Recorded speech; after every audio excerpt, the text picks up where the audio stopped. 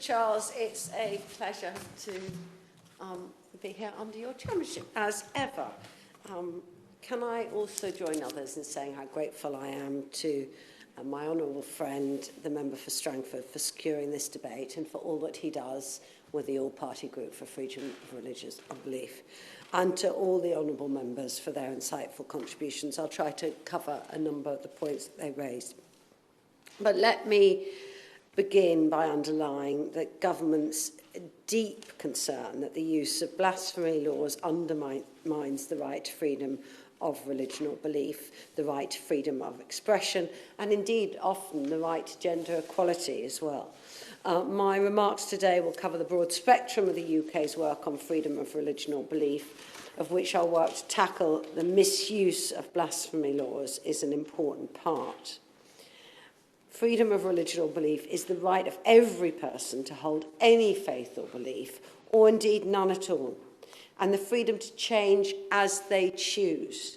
It is the very foundation of a free and open society.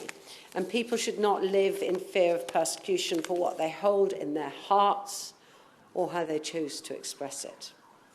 And it is for these reasons that the UK government remains committed to defending freedom of religion or belief for all, because promoting these rights is one of the UK's long-standing human rights priorities. The use of blasphemy laws that undermine human rights, including freedom of religion or belief and freedom of expression, is deeply concerning. The laws generally limit freedom of expression, and they're only compatible with international human rights law in very, very narrow circumstances. So the government regularly applies diplomatic pressures on countries that misuse blasphemy laws. This often involves private lobbying, as can be the most effective way of resolving a sensitive case or bringing about a longer-term change.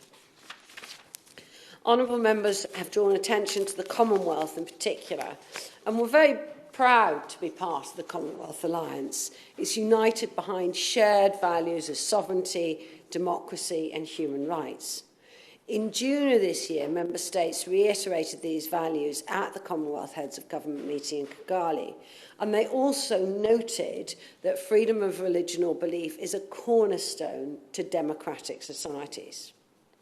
Yet, despite these agreed values, there do remain countries where a person may be imprisoned, fined, or even sentenced to death for leaving a religion or for expressing a dissenting opinion about a religion. As a matter of principle, this government opposes the death penalty in all circumstances. Our position is well known to Commonwealth members, including Brunei, Malaysia, Maldives, Nigeria, and Pakistan. We do not shy away from challenging those we believe are not meeting their obligations, whether publicly or when we believe it is most effective in private.